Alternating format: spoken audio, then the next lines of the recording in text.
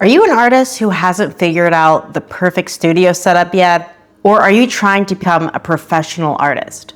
Then this video is for you. I have been a professional artist for over 10 years, and my studio has been such an integral part of my success.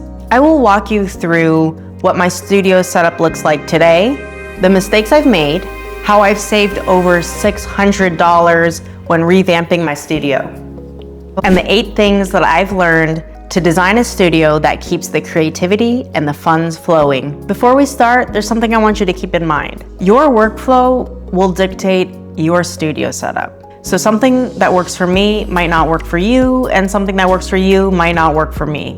And that's okay. So think of this video as a guide, and you can get some really great information on how to create a studio that works for you and your goals. I've been thinking a lot about David Lynch recently, RIP. Eraserhead truly changed my life. And David Lynch's Dune is still my most favorite version. The most impactful book that I read when I was starting my art career was his 2006 book called Catching the Big Fish. In this book, he writes about how crucial it is to have a good studio setup, a place where your tools are set up, where your studio is set up, so that you can easily get up and go. He writes, if you don't have a setup, the idea just sits there and festers. Ideas will just live in the world of ideas until you make it real. He writes, ideas are like fish. If you want to catch the little fish, you can stay in the shallow water. But if you want to catch the big fish, you have to go deeper. Your studio must enable deeper creative focus. The environment that you create determines the depth of ideas that you can access. So for Lynch, going deeper means experiencing a deeper, more expanded state of consciousness with transcendental meditation. But part of getting to this mental, creative space is setting up the physical space. So your studio, whether it's just a corner of your bedroom or the kitchen table, that's your fishing spot. If it's chaotic, uncomfortable, unwieldy in any way, it's not ready for you to create at a moment's notice. So you're basically scaring the big fish away. I have 2 main zones, an office for computer work, for print fulfillment, trimming down prints, making my buttons, and I have a garage, which I'm currently working on, which is for painting, and I'm also turning it now into a filming studio. My office is set up for the work that sells, and my garage studio is set up for painting, and one of my goals has been to create a filming studio so that I can start making more of my art videos. And although your gear does not determine who you are as an artist, it is something that I have been investing in recently to make higher quality videos. Video and audio gear can be expensive, but here's a little secret. Upgrading your studio doesn't have to empty your bank account. I've been relying a lot on Facebook Marketplace and on Craigslist to get gear secondhand. So my Sony ZV-E10, the camera I'm filming on right now, it retails for $749.99. And I was able to get it for $550 from Facebook Marketplace. So that is almost $200 saved. And I picked up this camera last week, and I haven't worked with it too much, but I guess we'll see what the quality is. You can let me know what you think. But I think the quality is pretty nice and crisp, and I'm looking forward to working with this camera more. My lighting kit was $164.97 new, and I got it for $80. I saved $87.97. I haven't set this up yet, but it comes with a green screen, a white background, and a black background, tripods, soft boxes, and LED light bulbs. And my DJI Osmo Pocket, I love this thing. It really has changed my life and made filming a lot more fun for me. But I got it for $600, even though it retails for $979. So I saved $379. And it has really cool features. Like I've been using the motion lapse feature a lot, and I've been getting some really great ambient videos of clouds. So in total, I've saved $665.99 on just 3 items. And I'm really glad that I was able to save this money because I'm not rich. If you're someone who doesn't really care, congratulations, you're rich. But sometimes I do buy new. Like I just got the DJI Mic Mini and I just couldn't find a used one for the longest time and I just wanted to be able to film right away. Buying secondhand is a great way to upgrade and build out your studio. Not only because it can save you money, but also it is better for the planet by reducing waste in the form of packaging and shipping and minimizing the demand for new products. Now that I'm a little older and wiser, it's not important for me to find the best gear, but the best gear for me, for where I am right now. So I don't need like a crazy professional lighting setup. I don't need to spend thousands of dollars to get the best lighting setup. It wouldn't suit me at my level where I am right now. I remember back in high school, I took a photography class and spent all of my savings on this really nice, fancy camera. But I realized I was so intimidated by it, by all the settings and features, that I never actually ended up using it. These days, I only get gear that I feel comfortable with and that I feel is easy to set up and use. You can have the best gear in the world, but if you don't use it, it's absolutely useless. So here's some tips for buying gear. Always test it before you buy it. Buy used, and if you want to, you can upgrade later.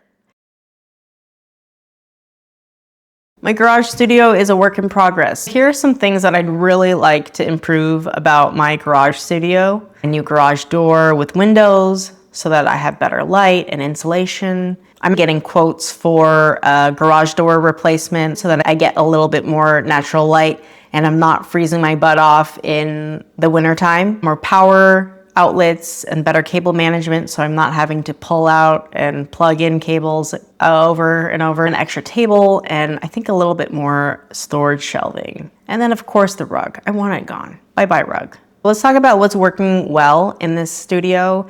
Right now is a really good painting studio. So I never have to worry about splattering paint. The floors are concrete. It's a place to make a mess, to paint big pieces, to build my little paper mache islands without worrying if I drip paint on the floor. I sell my brain art online and I work entirely from my office studio. I have over 40 different brain art prints in 2 different sizes. I used to waste a lot of time shuffling through my prints and trying to find the right ones and inevitably damaging some prints while I was fulfilling my orders. Since the early days of my brain art business, I've become a lot more organized. All my prints are separated by size. They're alphabetically categorized so that I can easily pick out a print, pack it, and ship it. There is also a lot of packing materials that I need for my business. This includes shipping labels, mailers, backing boards, plastic slips.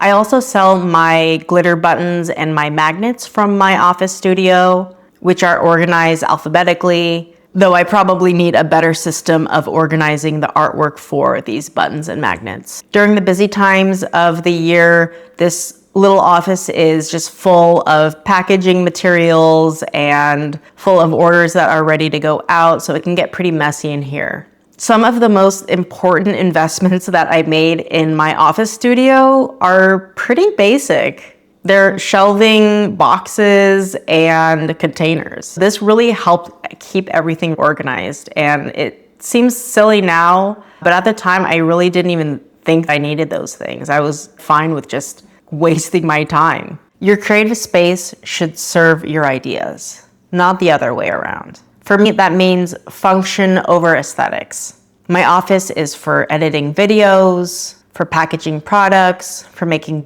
buttons, for trimming down prints. My garage is for filming. It's for painting and sculpting. The clear delineation makes it really functional for me. So here's what I've learned as my space keeps evolving. Make it easy to leave and return. So if you can't walk away from your space as is and come back the next day or the next week, You'll waste your time resetting. Adapt your work to your studio. If you're taking product photography, keep it away from your paints. Your studio should grow and develop as your art does. For me, this means having separate studios. Back up all digital work. This is so important. Especially if a lot of your work is digital like it is for me, make sure to have a consistent system to back up your work. Redundancy is not only okay, but it's necessary. If my laptop was destroyed right now, I would be sad, but I also know that I made a backup of my computer 2 weeks ago. But that also means that I'll lose 2 weeks of work.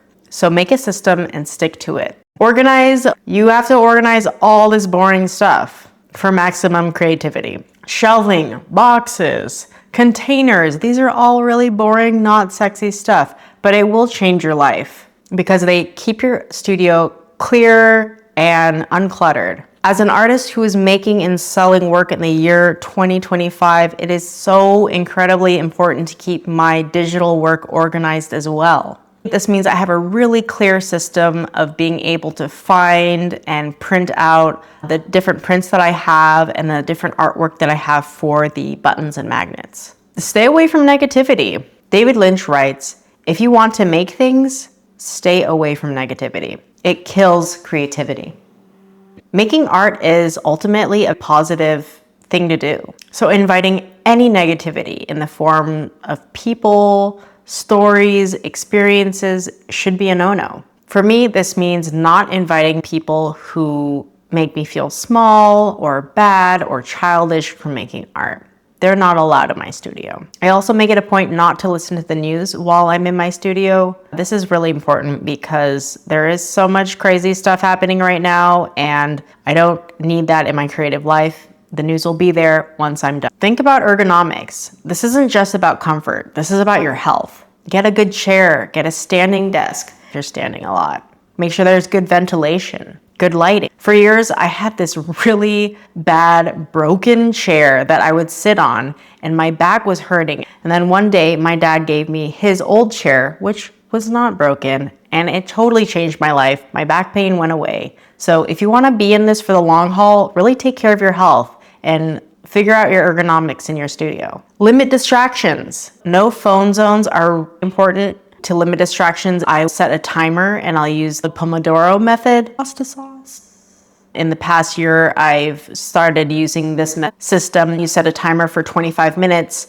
and you work intensively, no distractions to get one piece of a larger task done. And then you give yourself a 5-minute break and then you go back and you do another 25 minutes. To be honest, I can only do this for about 3 sessions before I get super exhausted because it is a lot of focus that you have to do, but it has helped me accomplish big tasks.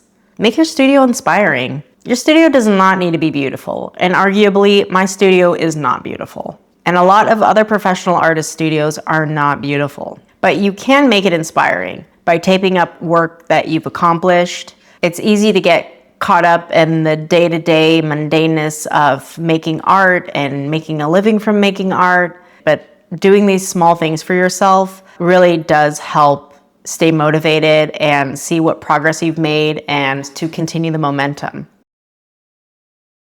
For David Lynch, the creative process is about showing up every day for your craft and think and go. So I don't need a perfect studio, and neither should you. I just need it ready. Because as my art evolves, so does my studio. It's a long-term relationship, not a one-off setup. So this is what my studio looks like today. Don't wait for perfect. Build on what works now and then evolve as you evolve. If you've made it to the end of this video, then thank you so much for being here. And check out this next video about how I became a commercially successful artist who was able to quit my job. If you want to support my work, please click on the links in the description box below. They will take you to both of my Etsy shops. I have a brain art shop, a shop where I sell my glitter buttons and magnets. Plus, you can sign up to get free art and join my newsletter. Thank you for being here. Now go make something.